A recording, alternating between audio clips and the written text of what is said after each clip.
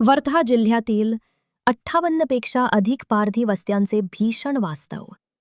झुडपी जंगलातले आयुष्य, रस्त्याविना जगणं, कागदपत्रांविना ओळख आणि ओळखीविना भविष्य. ही केवळ आकडेवारी नव्हती, ही होती वेदना, ही होती उपेक्षेची कहाणी. पण ही कहाणी आता केवळ जंगलापुरती मर्यादित राहिली नाही. क्रांतीवीर समशेर सिंह पारधी शिक्षण जागर यात्राच्या माध्यमातून हे संपूर्ण वास्तव संपूर्ण महाराष्ट्रासमोर ठामपणे मांडण्यात आले. दडपलेला आवाज आता बुलंद झाला. वंचितांचे दुःख आता सर्वांच्या नजरेत आले. आदिवासी विकास विभाग, वर्धा जिल्ह्यातील संपूर्ण महसूल विभाग, जिल्हा प्रशासकीय यंत्रणा आणि आदिवासी पारधी विकास परिषद यांच्या समन्वयातून आणि सहकार्यातून हा उपक्रम वर्धा जिल्ह्यात यशस्वीपणे राबवण्यात आला. ही फक्त यात्रा नव्हती, हा होता विश्वासाचा पूल, प्रशासन आणि समाज यांना जोडणारा सेतू. वर्षानुवर्ष उपेक्षित राहिलेला पारधी समाज आज आशेने पुढे पाहतो आहे. न्याय मिळावा, हक्क मिळावेत, अधिकार मिळावेत, सामाजिक सन्मान मिळावा आणि सर्वात महत्त्वाचे, माणूस म्हणून जगण्याची समान संधी मिळावी. संविधानाने दिलेले मूलभूत अधिकार प्रत्यक्ष आयुष्यात उतरावेत हीच समाजाची मनापासूनची अपेक्षा आहे. अतिक्रमित जमिनींचे वर्षानुवर्षे प्रलंबित प्रश्न, शासकीय दाखल्यांसाठीची धावपळ, कागदपत्रांच्या अभावामुळे शाळेबाह्य होणारी मुले, अल्पवयातील बालविवाह, वेठबिगारी आणि बालमजुरीचे जखमी वास्तव, या सर्व वेदना, या सर्व समस्या क्रांतीवीर समशेर सिंह पारधी शिक्षण जागर यात्रेच्या माध्यमातून ठामपणे शासनासमोर मांडण्यात आल्या आहेत.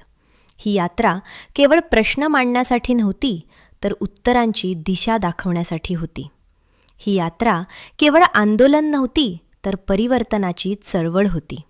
आज एक विश्वास निर्माण झाला आहे की पारधी समाजाला विकासाच्या मुख्य प्रवाहात आणण्यासाठी ठोस पावले उचलली जातील.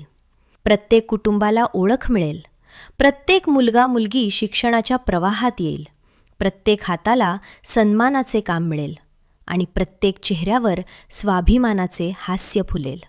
ही केवळ आशा नाही, ही नव्या युगाची चाहूल आहे. 12 फेब्रुवारी 2026, मुक्तीनगर, पिपरी. इथून सुरू झालेली क्रांतीवीर या परिवर्तनशील उपक्रमाला मार्गदर्शन लाभले आयुषी सिंह अप्पर आयुक्त, आदिवासी विकास विभाग, नागपूर. सहकार्य लाभले गीतांजली निकम, प्रकल्प अधिकारी, एकात्मिक आदिवासी विकास प्रकल्प, वर्धा. मुख्य मार्गदर्शक म्हणून बबन डी गोरामण, अनिलदादा पवार यांचे नेतृत्व लाभले. हिंगणघाटचे उपविभागीय अधिकारी माननीय आकाश अवतारे साहेब, तसेच आर्वीचे उपविभागीय अधिकारी माननीय विश्वास शिरसाट साहेब यांनी सामाजिक बांधिलकी जोपासत शिक्षण जागर यात्रेला आपले विशेष योगदान दिले. यांच्या प्रेरणेतून वर्धा जिल्ह्यातील वर्धा ग्रामीण, सेलू, आर्वी, देवडी, हिंगणघाट, कारंजा घाडगे, आष्टी व समुद्रपूर या 8ही तहसील प्रशासकीय यंत्रणेच्या तहसीलदार साहेबांचे देखील मार्गदर्शन लाभले. समुद्रपूर तालुक्यातील जंगलापूर हिवरा यात्रेचा अंतिम टप्पा. इथे उमटला आशेचा आवाज. शस्त्राकडून शास्त्राकडे हा केवळ नारा नाही, तो आहे नव्या भविष्याचा मार्ग. चला, आपण सर्वजण एकत्र येऊया, न्यायासाठी, हक्कांसाठी, शिक्षणासाठी आणि सन्मानाने जगण्याच्या अधिकारासाठी. शिक्षण हाच खरा विकास. जय क्रांतीवीर समशेर सिंह पारधी, जय पारधी समाज. कास्ट स्वच्छता शिकावून आपला दीप्ती काढणं येण्यासाठी सुगम शाळा म्हणजे 10वा वर्गापर्यंत शिकू शकतो, 10व्या वर्गापर्यंत शिकू शकतो. मास्टर नाही आजची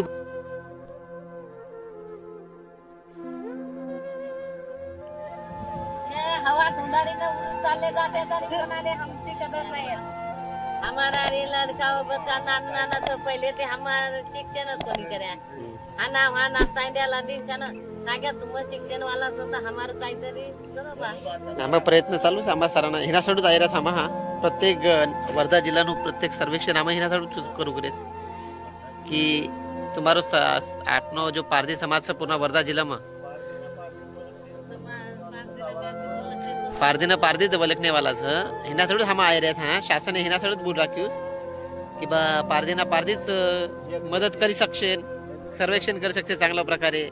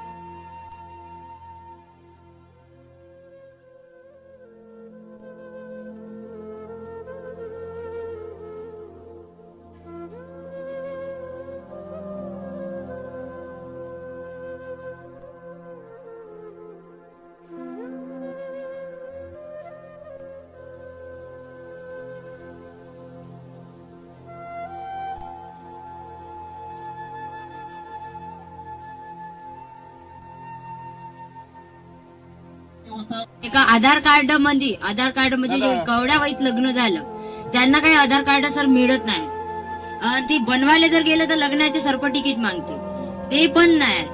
गावाचे रस्ते आणि जे आमच्या जातीमध्ये लईच तरी म्हणजे परिवार लई मोठा राहते, त्याच्यामुळे त्यावेळेस बाहेर तरी त्रास होते. म्हणजे घर बांधून द्यायचे, आमच्या परिवारामध्ये लोक बाहेर म्हणजे वाढून जाते, म्हणजे मुलं बाळ लई राहते. ते इथं आमच्या इथं अंगणवाडी तर येत नाही, लसीकरणाला नाही येत, काहीच विचारायला येत नाही. प्रेग्नेंट बाहेर राहिल्या तर तिथं अँब्युलन्स आले अडचण आहे. इथं आम्हाला कापसाला गाड्या नाही, म्हणजे आल्या तर इथं झोल्या खाते जमंदामध्ये अजिबात पडाचा भेव लागते. आणि पहिली बार आमच्या गावामध्ये तुम्ही आले नाही तर आमच्या इथं कोणी विचारायला कुत्र ते दारू जर काढते तर तिथं मारायला येते. कापसा इकायला जा, कापूस वेचायला जा तर तिथं आम्हाला 200 रुपये रोज जाणं आम्हाला मरमर करायला लागते. पण इथं पाहिलं तर आम्हाला घर राहायला नाही भेटत आहे. आता आमच्या इथं खायला नाही ना, आमचे अर्धे पोट मारून आमचे लोक आम्हाला घर बांधून देत आहे. पण याच्या पुढे आम्हाला हे जरी लोक बांधत आहे आमच्याकडे होणारही नाही. याच्या पुढे एवढा माघारी जमाना याच्यापाशी आजपर्यंत नमुना आठ सुद्धा या गावामध्ये नाही, या लोकांना दिलेले नाही. या लोकांना आजपर्यंत स्वातंत्र्याचा आपण महाउत्सव माननीय प्रधानमंत्री नरेंद्र मोदी साहेबांनी लावला की या सर्व बेड्या बाळांना गाववाड्यांना मुख्य रस्त्यापासून जोडण्यात यावा आणि याच्यातून या सर्व मूलभूत लोकांना, या लोकांना काही लोकांना राशन कार्ड आहे, पण काही लोकांना सर्व लोक एवढं बी आता गरिबी लाचारीमध्ये जीवन जगणारा समाज असून सुद्धा यांच्यापाशी दारिद्र्य रेशन कार्डचं याच्यापाशी पाणीची व्यवस्था होतो 2 महिने. त्याच्यानंतर पाणी तुम्हाला सांगू इच्छितो की बबनरावजी गोरामन साहेब तसेच पवार साहेब यांनी खूप चांगल्या प्रकारे काम हे नागपूर जिल्ह्यामध्ये केलेलं आहे की आपल्या गावाला पूर्ण वेळ पाणी मिळत नाहीये. त्या अनुषंगाने त्या समस्येची नोंद घेतो मी आणि नेक्स्ट वीक मध्ये मंगळवारी किंवा बुधवारी बैठक बोलवतो आणि ह्या समस्येचं पण निराकरण करण्याचा प्रयत्न करतो. त्याचनंतर जे रेशन वगैरे मिळत नाहीये वगैरे ही समस्या वगैरे आहे ना, तर त्या अनुषंगाने ज्या ज्या समस्या आहेत जसं की मतदान कार्ड कोणाचं नसं, रेशन मिळत नाही, परत विधवा ज्या आहेत त्यांना पेन्शनची योजना वगैरे मिळत नाही, तर त्या अनुषंगाने पण नेक्स्ट वीकला मी एक कॅम्प इथं आयोजित करतो. त्या अनुषंगाने सर्वांना विनंती आहे की जे जे आवश्यक. पण माझा हा उद्देश आहे की सर्वांनी आपल्या मुलांना शिकवायला हवं, कारण की शिक्षण अशी मेन आहे पारधी समाजात की त्याच्याशिवाय ते समोर जाऊ नाही शकत. आणि बालविवाह केल्याने कसं छोट्या छोट्या लोकांचा आपण विवाह करतो तर त्या गोष्टींनी कसं त्यांच्यावर जिम्मेदारी येऊन जातात. लवकरच जिम्मेदाऱ्या होऊन जातात, म्हणजे शिक्षणापासून वंचित राहून जातात ते लोक. म्हणून मला असं वाटतंय की बालविवाहासाठी सर्वात मोठा विरोध करायला हवा. की शिक्षणाचा सर्वात मोठा अगर दुश्मन कोणी असेल तर हे स्वतः आई वडील आहे, हा समाज आहे. पण त्यांची विचारधारा बदलवायला पाहिजे की आमचे मुलं शिकले पाहिजे, काही बनले पाहिजे. आता आमचं झालं आयुष्य, सर्व झालं भट्ट्यामध्ये, शिकारीमध्ये, हे सर्व नष्ट झालं. समोरची पिढी जी आहे ते त्यांच्यामध्ये डेव्हलप झालं पाहिजे. काहीतरी जगातले जसे लोक आहे गावातले तसे राहायला पाहिजे. असं भटकून असं एकदम बेकार अवस्थेत नको हवं. कारण की शिक्षण हा सर्व प्रकार शिक्षणाचा दोष आहे. हा शिक्षण कम असल्यामुळे हा सर्वात दोष आहे. मग माझा मुद्दा एक मोठा प्रश्न असाच आहे की सर्व पारधी समाजांनी बालविवाहासाठी विरोध करायला हवा. पूर्ण कागद आणले, बरोबर आहे तुमचं, पण तुमच्या घरातले मोठ्या माणसाला ना, मतलब मोठे माणसं मृत्यू झाले, मोठे माणसं आणू कुठून? म्हटलं हवी साहेब, माझे घरचे बा ड्युटीवर जाते, सरपटिकी मुलांची नाही, काही माणसांची नाही.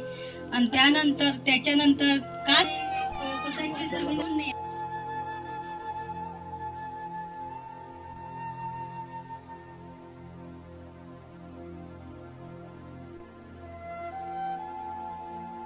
आपल्या गावात आलो असताना माझ्या पूर्वीच्या वक्त्यांनी आणि आपण या ठिकाणी आल्यानंतर काही समस्या आपल्या दिसल्या.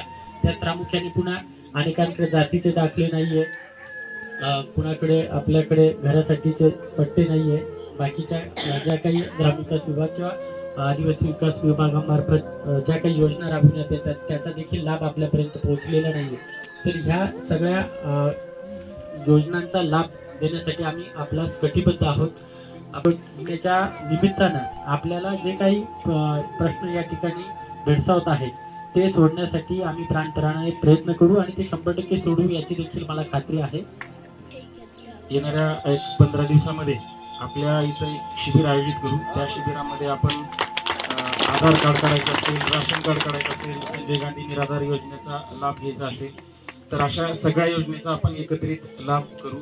आपल्याकडे प्रकल्प अधिकारी मॅडम आहेत, त्यांच्याशी आम्ही समन्वय साधून हे शिबिर घेऊन आपण सगळ्यांना जे काही तुम्हाला आवश्यक कागदपत्र आहेत ते सर्व आवश्यक कागदपत्र आपण करू. केवळ इकडे तिकडे न जाता जर प्रकल्प कार्यालयाशी संपर्क साधला तर तुमच्या ह्या सगळ्या निश्चित अडचणी दूर होतील. आणि केवळ तुमच्या सर्वांसाठी आपण आज SDO सर, तहसीलदार सर यांना सुद्धा पाचारण केलं होतं की त्यांना सुद्धा आपल्या बेड्याची, आपल्या पारधी वस्तीतील लोकांची जाणीव व्हायला पाहिजे की या लोकांना नेमक्या मूळ अडचणी येतात काय आणि त्या कशा पद्धतीने आपण सॉल्व्ह केल्या पाहिजे. जे आता तुम्ही म्हणतात की आमच्याकडे जन्माच्या तारखा नाही, वेळ नाही, आम्ही कुठे जन्मलो हे आम्हाला माहित नाही, पण त्यासाठी सुद्धा आपण सर्वजण एकत्र येऊन SDO साहेबांमार्फत जसं सरांनी सांगितलं की आपण आता फार लवकर एक कॅम्प आयोजित करू, तर तो कॅम्प कसा आयोजित करायची ती जबाबदारी माझी. माझं नाव गीतांजली निकम, लक्षात ठेवा, प्रकल्प अधिकारी वर्धा. तुमच्यामधली पण अशी जागरूक, जसे आता ते दादा बोलले, तो राज बोलला, अजून तो एक काय त्याचं नाव, तो मुलगा ऋत्विक, हा पण खूप छान बोलला. तुमच्यासारखे जर नवनियुक्त मुलं, नवतरुण मुलं हे यांनी जर पुढाकार घेतला आमच्या या युवकांसारखा तर निश्चितच आपल्या बेड्याचं रूप पालटायला वेळ लागणार नाहीये. आणि